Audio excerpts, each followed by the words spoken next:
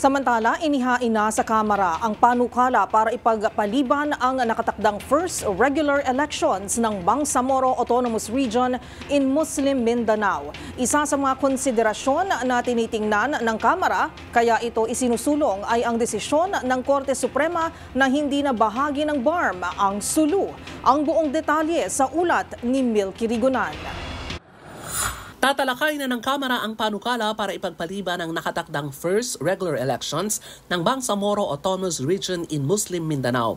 Ito ay ang House Bill 11034 na pangunay akda ni House Speaker Martin Romualdez kung saan mula sa schedule na May 2025 iuurong ang BARM elections sa 2026. Ayon kay Lanao del Sur Representative Zia Alonto Adjong, isa rin sa mga may akda ng bill, makabubuting ipagpaliban ang eleksyon bilang pagsunod sa desisyon ng Korte Suprema na hindi na bahagi ng BARM ang Sulu. Sabi ni Adjong, may epekto ang ruling ng Korte Suprema pagdating sa composition ng Parliament bukod sa paghahanda sa election paraphernalia at pag-imprenta ng mga balota. Ilan-an ito sa consideration na tinitingnan ng Kamara kay sinusulong ang pagpapaliban ng BARM election sa 2026 at para pag-aralan din ng Parlamento kung ano ang mangyayari sa 7 posisyon na mawawala dahil sa pagkakaalis ng Sulu.